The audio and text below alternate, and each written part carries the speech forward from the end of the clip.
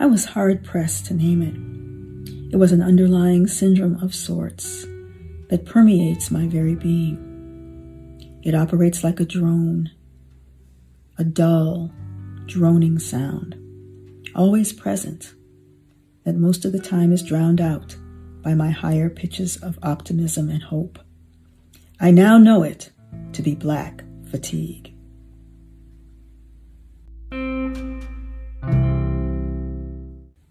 This is the Inclusion Solution Live, the Winters Group podcast for all things diversity, equity, inclusion, and justice. My name is Mary Frances Winters, and I will be your host for this series where we will explore the many layers of Black fatigue.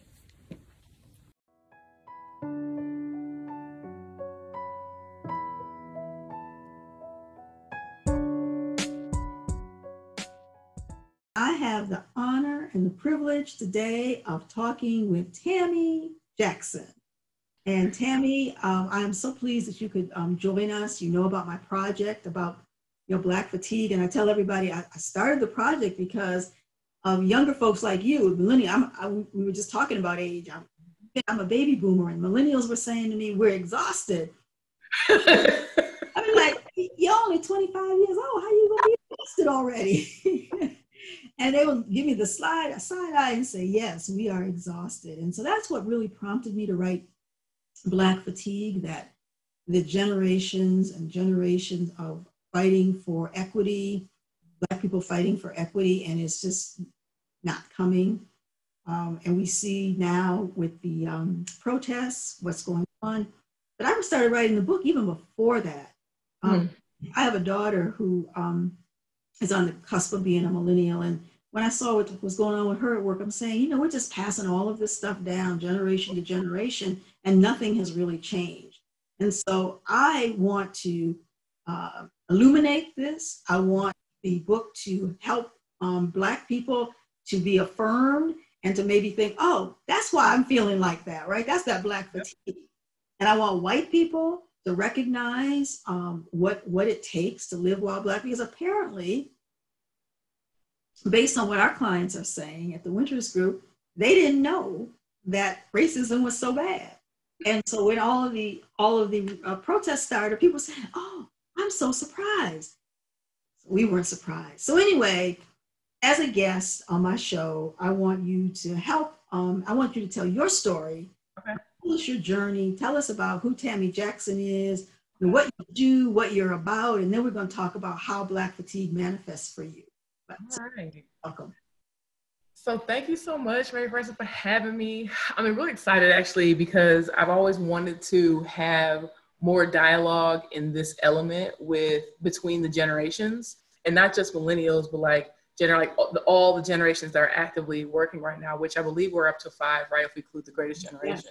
Yes. So when we talk about those things and we have these tensions between, particularly like the most notorious media potent tension is between boomers and millennials, right? Yes. And I'm so glad to be here because I think that is part of one of my own personal legacies is to, one of my North Stars, if you will, to use Black diasporic terminology, is to leave a place better than I found it for another young Black woman or another young Black person to come behind me so they don't feel the things that I felt, because the things that I felt weren't okay. And the things I experienced weren't okay. So it's about an actual experience and actual feelings. My journey started, I'm one of those wonderful millennials who graduated right when the economy crashed, I'm definitely quintessential, and I have an exorbitant amount of student loan debt that has pretty much stunted my economic and adult life growth, right? And in the most sensible of words, it's been the hardest thing to overcome, and that experience has shaped me greatly professionally. And so in certain aspects, I think back to myself, like, what got me to this journey? And I was just talking to a friend last night, and they were saying, we were just talking about all the things that I had been doing. I'm like, wow, everything that I've done in the last almost 15 years has led up to this moment. And this moment to me is what I call myself professionally. So professionally by trade, I'm in the instructional design, learning and development field, but I also call myself a J.E.D.I Knight, Justice, Equity, Diversity, Inclusion Knight. And I look at you as a Jedi master. So, you are what I would say the Obi-Wan Kenobi to my Luke Skywalker. I'm humble. I'm humble. And when I say that, that speaks a little bit about my personality. I'm a nerd. I'm a blurred. I'm a costumer. If people see the people will see the visuals. My hair changes colors all the time. Currently, it's an emerald green. I'm very big into fashion. I'm also a woman of size and stature. I'm a light-skinned Black woman, cis het. I am 6'2.5", 375 pounds, and a dress size 24. So we talk about take up space. I literally embody what that means physically. And so I have had the pleasure of working in everything from sports and entertainment to advertising for Black and Latinx markets. At the time, we were calling it Hispanic market, but now we've talked about it. So we see the journey changing all the way up into the tech roles. I have worked in all Black spaces and all white spaces. And that has led me all the way to my journey now where I do instructional design and development work. So that's my story. Okay. Where did you get your training for that? Where'd you go to school? So I am a proud graduate of the University of Michigan. I graduated from Yeah, I'm a Wolverine. I am proud of that. I'm like, you know what? I'm going to hype Wolverine because I still owe them quite a bit of money. So, and then I got my graduate training, and I'm actually repping them today in my outfit. I went to the University of Texas at Austin. So I did graduate. My undergrad was, everything adds up. My undergrad was in Asian languages and culture and American studies. So I did extensive studies in the Japanese language and the Asian culture, both Asian American and Asian, the continental Asian culture. And then I moved right along and did Black diasporic studies and critical race theory in grad school. So I've been marrying all of my interests at heart. I had a teacher when I was in high school introduced me to Japanese and the opportunity, a black woman, and I couldn't believe it. First person I'd ever seen who was Black, who spoke any Asian language. And she introduced me to the concepts. She introduced me to the opportunity to take the class, and it changed my life. Yeah. I talk about that in terms of having those people in your life that are able to change the trajectory of your life. I was telling a senior leader yesterday when they were talking about, these are all white men, they're all research scientists, and they were talking about what they're going to do and what they can do to, ameliorate, racism. And I was talking with them about, adopting a school. I said, there are 20 of you here, and 20 of you who are PhDs in research science. I said, there are kids who don't even know what that means, or that there is a career that could be that. I didn't know what it was. Right. And so I think for a lot of our Black and brown kids, even be exposed, like my son, I talk about him, all the time. I'm so proud of him. I'm proud of both my son and my daughter. My daughter works for the Winters Group. She's the chief operating officer. But Joe is a professor at Duke University, and his degrees are from Harvard, Duke, and Princeton. He's now back at Duke in religious studies and critical race theory. Okay. But when he was 16, I was pushing him towards engineering, because, during that time, yeah, become an engineer. Yes, you gotta get a good job. Go be an engineer. Yeah. So he came back and he said, well, what's an engineer? And so I thought about it. His dad was an accountant, and I'm, do this. I've been doing this. I said, well, yeah, how would he even know, what an engineer, is or does? And so, your story is so poignant, because you would probably have not even thought about Japanese, right? Never. Have this influence in your life. Not only that, but the influence, and shout out to Melody Cargill, amazing woman, the influence of seeing a Black woman. She was also a size and stature. She was like 5'11". She was tall. And I just had never seen anyone like this before in my life. And when I met her, people were telling me go talk to Ms. Cargill. She was now she's an administrator in that school district. But also there's a lot of, I'm a first generation as well. So my parents, see right here. So my parents grew up in Detroit, Michigan. That's where I was born. And they were one of multiple siblings. My mom was one of 13. My dad is one of 10. And they grew up poor. That's how it was. Everybody was kind of chipping in. And so My father and his three brothers got drafted to Vietnam War. My mom got married at a very early age and had my brother and raised him, and then subsequently being a single mother. They didn't have even like college wasn't even something that was even an accessible idea for my parents. So they couldn't give me this. I didn't know what a PhD was. I didn't know what a PhD was or like what a doctorate was until I was my senior year at Michigan. And I remember meeting another Black woman professor and be like, you have a PhD? And I had friends like, well, duh, she's a professor. And I didn't know, I couldn't fake that. I didn't know what that meant. So that was like a very humbling, embarrassing moment for, 21-year-old Tami to not really understand that. Yeah, absolutely. And yeah, the worlds can be so different between, and I'm generalizing right now, but for many of us, I'm first generation. My both parents only had an 8th or 9th grade education, but they knew I was going to college. I grew up in a very small town, Niagara Falls, New York, and all the people on the street, Mayor Francis, they call me Mayor, as Americans, they call me Mayor Francis. Mayor Francis is going to college. Mayor Francis going to I don't know anything about college, but everybody said that's what I was going to do. So I had that, so I did have that, that really good influence. It's sort of like, you're going to do better than, the generation before, no matter what. So I think that is something that as I'm going to these organizations, mostly in white spaces, the kind of things that they take for granted, they don't even think, the dominant group just doesn't even have to think about, don't have to think about, the spaces that they can be in and not, like you were saying, oh, you have a PhD? Well, how would you know that, right?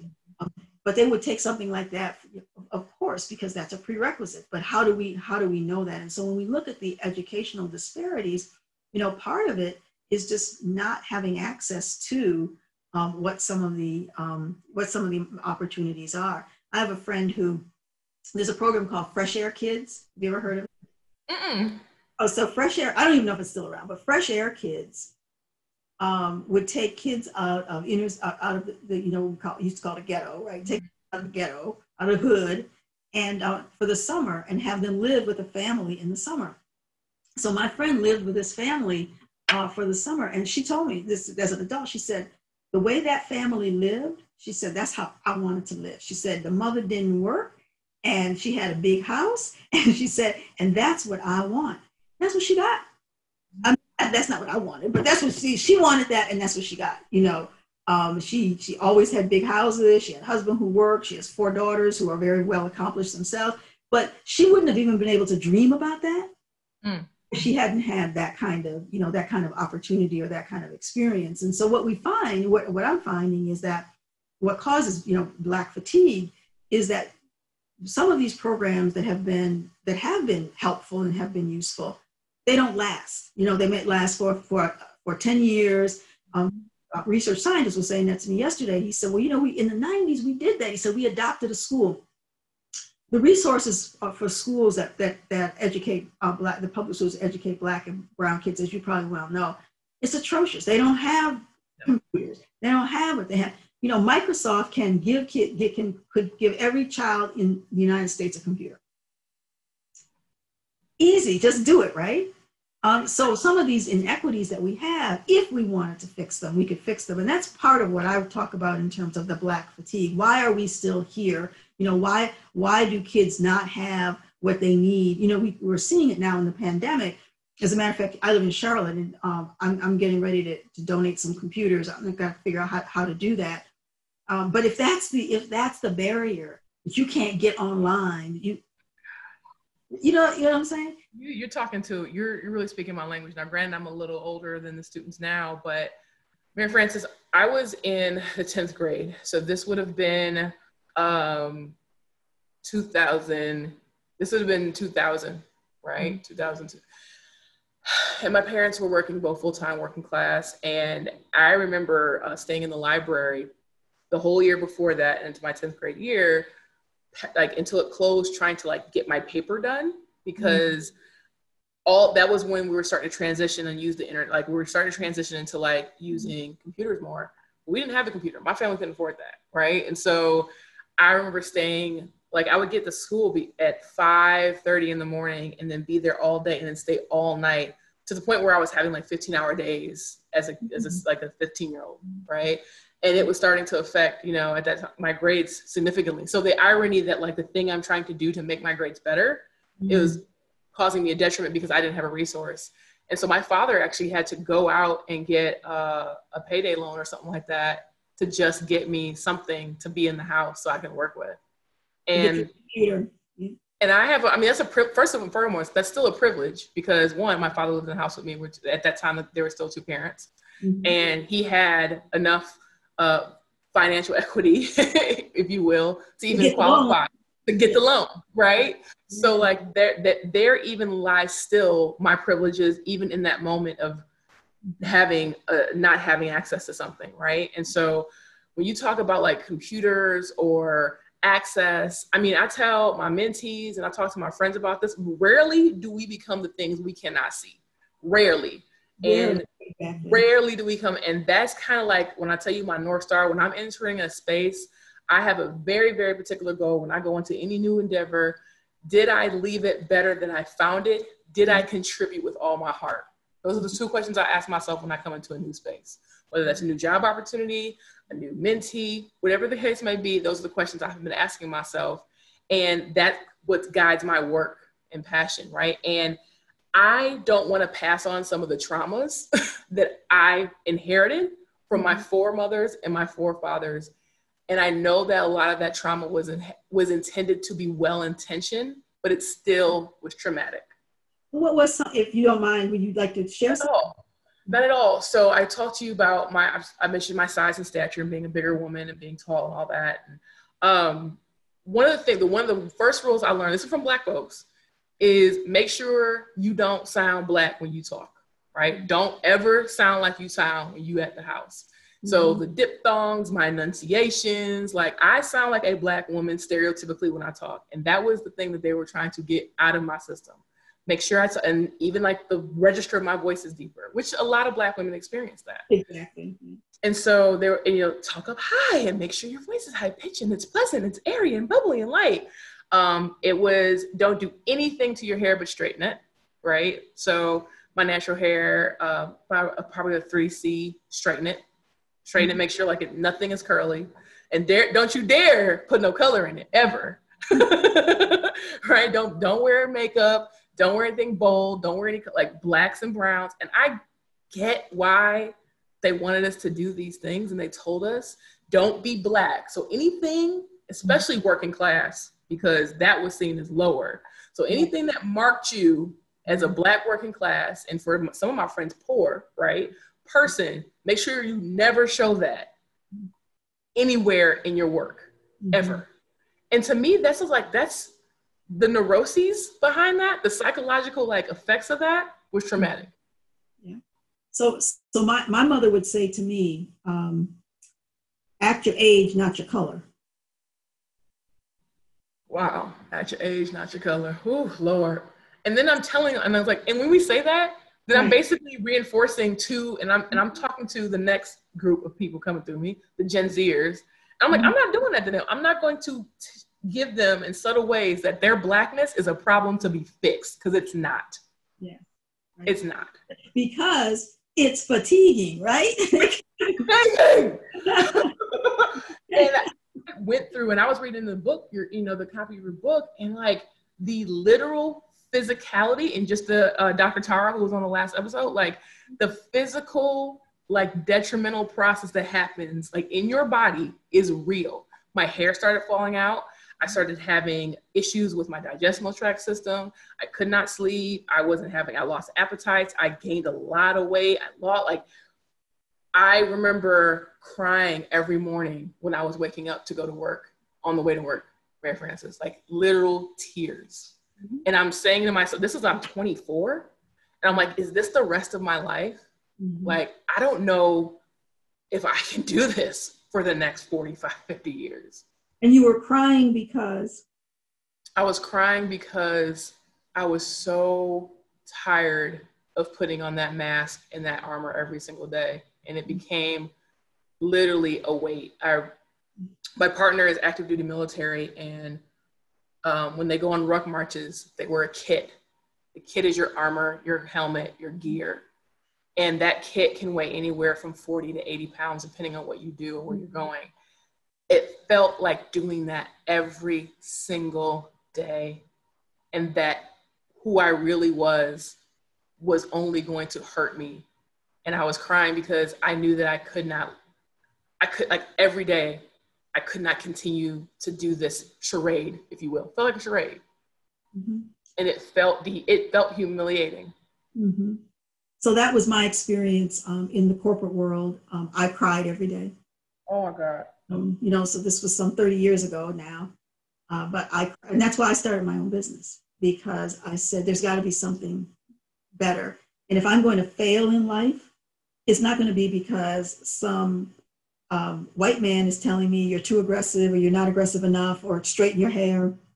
I was wearing a short afro at the time and came in my office. He wasn't even my boss. He was a colleague. And he said, will your hair grow? And I looked at him and I said, yeah. He said, well, you ought to let it. Mm. And so, yes. The audacity to just even think that it was cool to say that to you in the first place. Yeah, he walked out. I didn't let my hair grow, or maybe I did at that time. I don't know. You go through a lot of different hairstyles. So, but my point is that these similar, you're 2 generations younger than I am. I am.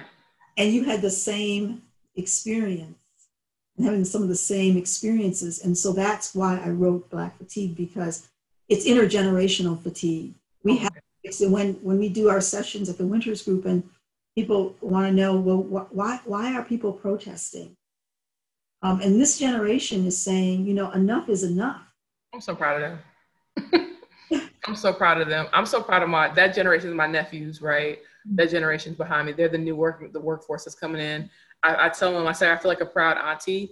I'm not a parent, and that's, I've chosen not to be a parent, mm-hmm. but I have invested. My role in my community is to be, an asset to the next generation in this way. And in that way, I made it so I'm not going to tell another Black or brown kid to diminish themselves ever. I'm not going to do it. That was my goal. I want you to be able to see me in the office and be like, oh my God, she exists.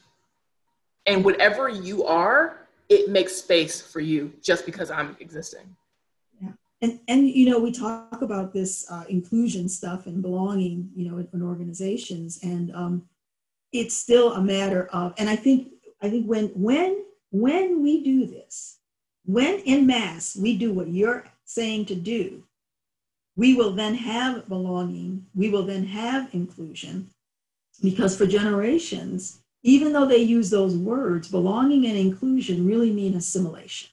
That's exactly what it means. And when we get into the D&I work and we do this, because we're even right now, I always say the diversity part, that's the easy catch for folks. I say that too. Just add color, just add water. We straight, let's rock and roll, we good. Right. But the assimilation is like the inclusion is just like, let's everybody be the same. Right. And it's like, oh, you just want to throw a few brown faces on your website. Mm-hmm. You want to ask them how they're feeling about the moment right now in a group meeting in front of all their coworkers. And then say you're going to have, a Hispanic Heritage Month and a Black History Month, newsletter. Okay, we're done. You're going to give Juneteenth now. Now they're going to give Juneteenth. We get Juneteenth off for the first time ever. And I'm just like, oh. But you don't want to. Are you Black people happy now? Are you good? You good, right? We straight? We good? We don't want to hear. So like when we're trying to get institutional changes up the chain of command, for lack of a better word, up the chain, well, we don't want to isolate any of our people from, when you stand by one group, you actually isolate the other group. And we're not a political organization, we're apolitical, or whatever the case may be. And what happens in that moment, you don't realize when we are serving and acknowledging the injustices and equities of the least served, everybody eats, literally. Like it affects and helps everybody. Wherever you mark on your privileges and your inequalities, it will serve you. But if you're going to act like we're all the same and we're just going to put us in a pot like gumbo and just give us a day off for Juneteenth, then we're not going to make any progress. So where are you doing your instructional designing now? I'm currently at Keller Williams. Okay. Oh, okay. The real estate. Yeah. Yeah. It's actually kind of dope because I and two others have been honored with the work of being the inaugural leads on the first ever DE&I strategic plan for the organization. The organization is 36 years old. That's the first time. Is it only 36 years old? It's only 36. Oh, yeah, okay. maybe she's turning 37, but you know. Okay. That's how old this company, the Winters Group, is 36 years old. Okay, so maybe 37 because y'all are 84, right? 84, right? You're 83. Okay. So that's a really exciting thing. And we were very, very adamant to do that work with an anti-Black racism lens as the foundation. We were adamant. And just getting that piece sold was a challenge. Fatiguing, right? Fatiguing. So I will say I'm very fortunate because in the L&D community, I do believe the learning and development, learning and design community, the team that I'm on, and I was just telling my boss this the other day, I'm very fortunate to be on probably the team that has the most EQ in the whole company because of what we do. You know, usually we're ex-educators, we were teachers, we were, in the higher eds. Like the majority of my team in some capacity has this large amount of EQ. And so our director has made, and when I joined the team, I made it very clear that DE&I work was important to me, and I wanted to see some changes in our curriculum based on this. And they, since after June, right? It's been very deliberately, and we were keeping track and we're checking in and we're still doing this work. So little bitty changes in how we use language in our work, or making sure that we're now talking about how we address people's humanity and capitalizing the being Black or using the X and Latinx. Like we're doing these style guide changes, we're doing these curriculum changes. How do we have more Black SMEs, subject matter experts as instructors and guides and other non-Black people of color? Those are things that I'm proud that we're working on, but we're only 16 people, right? And we only have so much collective capital to, sustain the changes, as you were saying earlier. And you're doing this in addition to? Yes. And in addition to serving on the DE&I as a lead on the DE&I components. And there's 6 of us and there's 6 committees. So each 3 of us have 2 committees that we chair over, we lead. And I literally had to sit down with my manager. This was in June when our company gave the announcement that, what most companies was doing at the time, Black Lives, and Mary France, I'll be frank, I had questions. I wasn't pleased with how we were handling it. And it just felt like a Band-Aid on a broken bone. And I wanted to know, what Black-led organizations are we financing and putting our money where our mouth is? How are we going to make sure that this is not only the responsibility of the less than 15 Black employees that you have? How are we going to know that when people speak up, like, we're not going to get fired? This is a conversation I'm having between the president of our company in front of the whole company. What did the Lovecraft Country episode in episode 3 said? Trailblazing is dangerous. Like, there's fear in having to speak up, but I knew that I could not just ask these questions. And how are we going to make sure that we maintain this over a course of time? Do we have your buy-in? Do I have access to you, Mr. President, or do I have to go through HR? Do I have access to you, VP of Learning, or what does that mean in the grand scheme of things? And no, this is not paid work, Mary Frances. And the extra burden, right? The wear and tear. So we have to be twice as good to get half as far. Black people, that's the saying, right? We all know that. But we don't only have to be twice as good in our discipline, but we also are often tapped to do those extra things that have to do with helping Black people to get equity. So it's not the white people who are doing it, it's the Black people. I have a part of my book called Be on Every Diversity Committee Fatigue, right? And I struggle, and I'll be honest with you, I struggle because before the three of us were like on this charge, we were on that charge starting in August of 2019. We couldn't even get in front of anybody with it, like any leadership before June of 2020. Right. So you started in 2019, but nobody was really interested to hear you then, right? Is that what you're saying? No, yes, exactly. Like, and I expressed that to the leadership once they started tapping us when, you know, Breonna Taylor, George Floyd, Ahmaud Arbery, et cetera, were killed, right? Because I was experiencing fatigue before June of 2020. Exactly. Gag. This wasn't just something that all of a sudden happened overnight, and all of a sudden, I remember being very clear months before this happened with another Black death to my boss, who she's been so supportive. But we had that conversation in our interview process, and I talked to her about these things out the gate. And I told her at the time, I said, you know what? I need to be off the meetings today. Here's where my projects stand. Here's an update of where I'm at. I'm going to be working, but if you can I'm not going to be on camera. I don't have energy. And that's the conversation, that strategic vulnerability that I have to practice in order to have the person who's in charge of managing me give me as much air cover as possible. Yeah. This is only the second time in my entire career that I've had this type of support. Because it's always taught that it was taboo to talk about anything like this, right? And I just made a decision in 2016 that I wasn't going to do it anymore. And then my life changed. Right. And, you know, hopefully now this is a movement and not just a moment. And Black people feel like they have the permission now to be real, to be authentic, because the organizations talk all the time about vulnerability and authenticity. However, you know, and I think even white people probably are not totally authentic in the workplace. So we need to be real about that. But for us, we have to be on guard. We have to be careful of how we, as you were saying, how we say things or how far we go, you know, in saying things, because you know, that stereotype could come in where, oh, you know, Tammy's just, you know, she's one of those lazy Black people, you know, she needs some extra time, right? I mean, that's what could be interpreted, not that, no, you know, Tami is given this and this plus, and every single day she's seeing images of people who look like her being killed in the street, and it's fatiguing and it's stressful and she needs some time. And so when white people may not get that, and that's what happens in these organizations. And so many Black people just don't let me just not talk about it. Let me just exist. Let me just do what I have to do.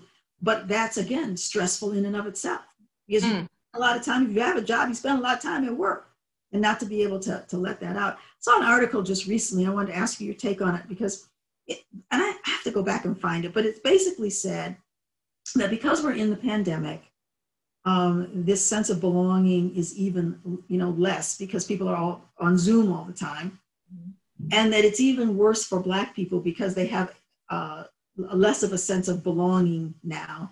That, you know, they had a better sense of belonging when they were at work. And I was better, and I said, I don't buy that. I said, I don't buy that either, because I don't know that we get our sense, and again, I'm stereotyping, but I don't know by and large if Black people get or need a sense of belonging. You know, a lot of white people have a best friend at work, and that's even the Gallup Q12, they do the Q12 employee satisfaction survey that the Gallup organization does. One of the key indicators of being satisfied at work is that you have a best friend at work. I was like, I don't know that I need to have a best friend at work. That's so interesting, because I was taught, and I struggle with this because I've seen it both ways. I was taught from my foremothers and forefathers, you go in there, you do your job, you go home, you leave. You don't talk about anything about your life. But then I was talking, it was an article written by a Black woman who's a Black introvert. I'm an extrovert. She's an introvert. And she was saying, well, I go in, I don't make any causes, I don't talk about myself, and then I'm seen as not a team player, right? And I'm not a team player. And then I thought, like, I need to write something about being a Black female extrovert, because I go in, I engage, I'm on committees, I do this, and then I'm too much. And I'm just, I make people uncomfortable, you know? And The only way that has been remotely successful is I built what I call my A team and my B team, but I did that intentionally out the gate from the start of my interviews. And I allowed that I had a white male boss and now a white female boss make their decisions about how they felt about this before I was even brought on the team. And I did that strategically, and I did that intentionally, and I did it with purpose. That is a really good tip. Highlight that for the So I call the B team the belonging team, and the belonging team are going to be the people who's going to be it's a more level interaction. So the belonging team is going to be quote unquote your work bestie or your work wife or husband or whatever. They're going to be that one person in finance who always helps you when your charts are bad. Like they're going to be a person who's in another department who can like have your back and talk about your work ethic. They might be a person where you might go to one happy hour. This could be all different people. They're not the same person. And, more social engagement, but they can vouch for your work ethic, right? Because they've spent some interpersonal time with you. And then the A team are including external and internal advocates and mentors who have social capital in the organization and in your industry. And so when I went in to Keller Williams, I made it a very intentional practice to make sure that I started recruiting from the moment I was recruiting for my A and B team. And I call the A team your air cover team. So A team is A for air cover. Because I found, and there was an article written about this that I found fascinating, and I had a Black woman mentor in Detroit tell me this before I moved to Texas. She says, when you get in that corporate space out there, you find yourself a white male mentor or a sponsor. And I was 24 when she said that. I'm like, what? Why? And she knew, at that time she was in her late 50s, and she's like, I'm telling you, if they vouch into you, you're going to have an easier time. Now, granted, there's still schematics and, there's still Blackness and there's all sorts of privileges that I embody that make it a lot easier for me. But what I'm saying is, if nothing else, when you go on that interview, let's talk about race. Let's talk about DE&I work. Let's talk about how being a Black woman of size and stature informs who I am and informs the work that I do. And you get the best work quality out of me when those things are in harmony and in tandem. Not when they're disappearing. Talk about that right in the interview. Right in the interview. Yeah. Right in the interview. That is such, that's, I learn something every day, and I've learned something from you, because that is really, it shows a level of maturity. It shows a level of self-confidence. And I think that's really key, right? We have to know who we are. We really have to know who we are and really be okay with it. Because when you get in these white spaces, if you're not already okay with who you are, you're going to be susceptible. You're going to be open and unprotected. And you're going to look up. And I was taught, you get in there, you just get the job first, and then you switch it up. Then you get your cornrows, then you get your goddess locks, then you do your hair. I was taught that. But what I was finding is that was actually jarring to many white people, because they're like, well, who was the person? And I didn't want them to buy into anything but Tami. My voice is loud. It carries. I sound like I'm Black. I am Black, whatever that means. I wear bright colors and bold prints. I want to talk to you about race. I asked them, have you ever managed a Black woman before? Straight up. I asked them that question. And then I asked people on their team, what is their management style? What is their strengths? And I asked them, what is your weaknesses? Where are some of your blind spots when it comes to diversity, equity, and inclusion? And I say that to them in the beginning stages. So what if you got an answer? Have you ever managed a Black woman before? What if you got an answer? Well, I don't see race. Okay. What if that's the candidate? That's the candidate, man. That's the easy answer. That's usually my typical answer. Right. That's a simple answer. And I said, and I asked them, well, tell me more about that. What do you mean? What do you mean when you don't see color? Tell me more about that. And that allows them to give me some feedback where they're coming from. And then I can pinpoint why it's important for this particular potential hire to see race. And because a lot of what I'm finding in the work that I've done, even when I consulted different members of my organization or they've asked me questions, it's been a lot of straight cishet white men who'll come to me and say, hey, I don't know what this is. What do you like? Give me some feedback. And I say to them, I'm like, I know why you were taught that. If we just look at the last 50 years of what the country's gone through historically, I know why you were taught that. You don't want to be seen as someone who makes bad marks on race because you believe in meritocracy and bootstrapping. And I understand why that is. But what happens when you say you don't see race, you discount an entire segment of humanity and lived experience that informed that person's life that may not inform yours.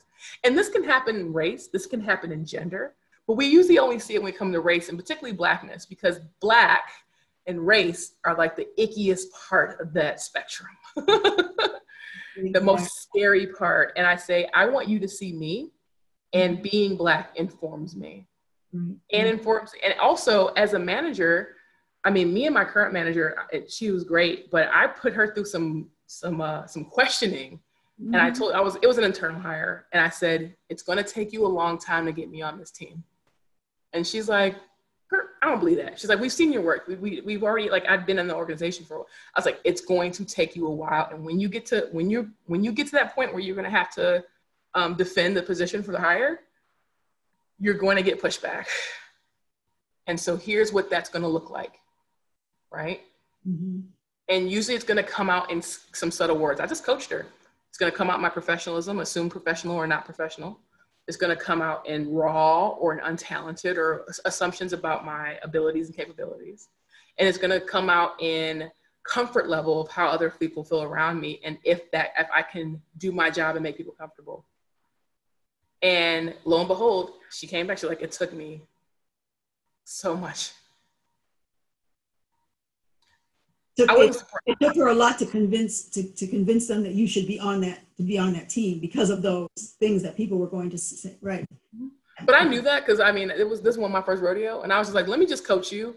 So I teach my managers how to manage me in the interview stages, and if that's not something that they're comfortable with, then at this age where I'm at right now, at 35 years old, that's not a great space for me to be in, and that's not going to be fun for you either. But if you're really like, it allows me to expose and make a very educated decision, informed consent, as they say in the medical industry, about what I'm going to be doing. And you know what's so beautiful about what you're saying, Tami, is that if in this interview process, the organization is not, quote, ready for you, then that's not the right organization for you to be in. So yeah, and I think people say, yeah, but I need that job. You know, oh, that's hard, and I relate to that. That's hard. That's hard. What I did say, and I've been in that situation before, and what I will say too, and I've told a few Black women this just in some shared spaces. I say, sis, I understand, and if you gotta get a job, get that job, get it on your resume, get in the door, and you use that as a stability marker, and you are making an exit strategy from day one. Right. Yeah. And you use that as ability to find the job in which you want to be in. Because you still know who you are, and you still know who you are. Yeah. And there's luxuries. There's luxuries and privileges about being in a position where I'm currently employed and being able to say this to other people. There's also light skin privilege. People are going to be more palatable to my voice than if my skin was darker, particularly as a woman. Well, so as men too. So I have a couple of studies in my book in Black fatigue that have been done that show dark-skinned Black men make X amount less than light-skinned dark men. I don't know what it is, but it's substantial. It is substantial. Yeah, it's substantial. And if that's going to be the work I'm doing, and I say this to anybody, whatever work, if you are in the J.E.D.I space, if you're in DE&I space, if you're doing this type of work, you have to constantly do inventory of your privileges constantly, because things are going to change, they're going to shift, just so you know how you can best show up. If I know that as a light-skinned person, people are going to be more susceptible to hearing my voice, it's a perfect time to somebody who's darker skinned to piggyback off of me when I open the door. Right. Yeah. Colorism is real. Colorism is real. Is real, right? Yeah. It absolutely is real. So what would you say? So it seems to me like one way that you have mitigated or alleviated your Black fatigue is by being real, is by not compromising who you are. That's how you address it.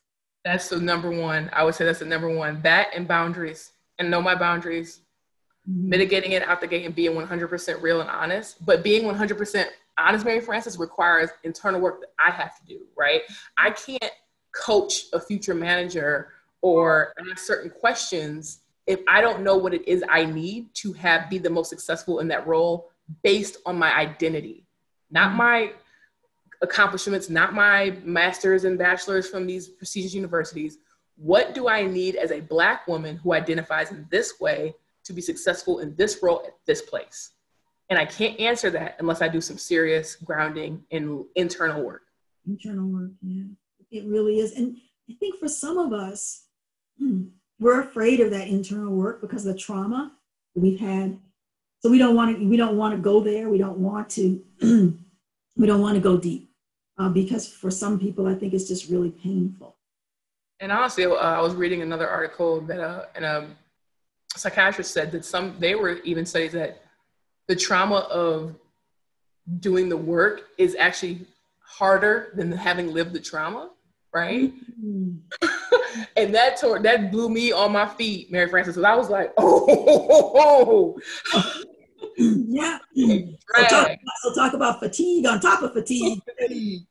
And also, I have a really great girlfriend. Shout out to Karis Adams. I hope you hear my voice. She tells me, remember what you know. Mm. And that has been so helpful for me, my fatigue. And the second thing was ask for what you need and remember what you know. And sometimes that means that I have to look up, oh, it's 5:30. I got to get off. That means, you know what? That person said something smart to me. I'm going to not respond right now, but I'll respond to them strategically at another time. Right. You know, it's saying, you know what? I really love the social committee, but I can't host the game show right now. Mm-hmm. Right? Whatever that looks like, right? Yeah, those are the boundaries, right? And being okay with the boundaries, because I know in my career all this time. So when I left the corporate world, it was like, I'm not going to fail because they said I would. Somebody in the corporate said, don't let her go. She'll be back. She's not going to be able to make it. And so and sometimes it's so deeply entrenched that it just becomes unconscious that you have to keep working hard. You have to be a credit to your race. You have to do that extra. You have to keep going. And that rest, my young millennial team was teaching me about rest. Yes, we got to get you hip to this rest, Mary Frances. I know, right? Rest is resistance. I'm like, huh? Rest is resistance. The Nap Ministry. Look at the Nap Ministry on Instagram. Rest is resistance. I write about the Nap Ministry in my book. It's in there. It's in there. Yeah. As I was learning about it, yes. Yeah, so the idea of that, though, it is something that I think it takes. We have to be okay with it. We have to learn that that's what we need, because we live in a racialized society that devalues people who look like us, and just living every single day takes extra. Mm-hmm. Also, we have to unlearn the commodification of our bodies and the work to your dead mentality, or the hustle to your dead mentality, as we call it back home. Like, I'll sleep when I'm dead. We have to unlearn that our hustle, quote unquote, can hurt us. Mm-hmm. It can, and that was a very hard reckoning for me to come to, because I was taught to hustle and grind and just until I was dust. Yeah, exactly. That's how I was taught, right? So I got to give a lot of shout out to the Gen Zers behind me, because they the ones like, Miss Tami, you gotta take that. No, Miss Tami, stop it. And I love the fact that they're looking out for me just as much as I'm looking out for them, right? Absolutely. Well, Tami, thank you so very much. Like I said, I've learned so much, and I've learned so much from you today. I think what we learned is that Black fatigue can be eradicated. We don't have to live with that fatigue, that we can find those ways that work for each of us. And everybody's going to be different. So I know that everybody's not going to be able to interview their next employer like Tami does, mm-hmm. and ask them how they manage a Black woman, a Black man, whoever it might be. Everybody's not going to be able to do that. But find what it is for you. What does that look like for you? What does it look like for you to be able to take that mask off Be your authentic self. Be okay with being your authentic self, because that's when we're going to be able to eradicate Black fatigue. So I thank you so much for your time. I thank you so much for who you are. Oh, thank you kindly, Mary Frances. Thank you for leading this charge for as long as you have. Like I said, you are the Obi-Wan to my Luke Skywalker. I've been following your work for quite some time. It is an honor to sit here and have a good old kiki with you about Black fatigue. And I feel so seen and heard. And this is the work I'm passionate about. This is my life's calling. So if I can be of service to this conversation, it is an honor. Oh, well, thank you so much. Be well, stay healthy, and I'm sure we will be in touch. All right. Have a good one.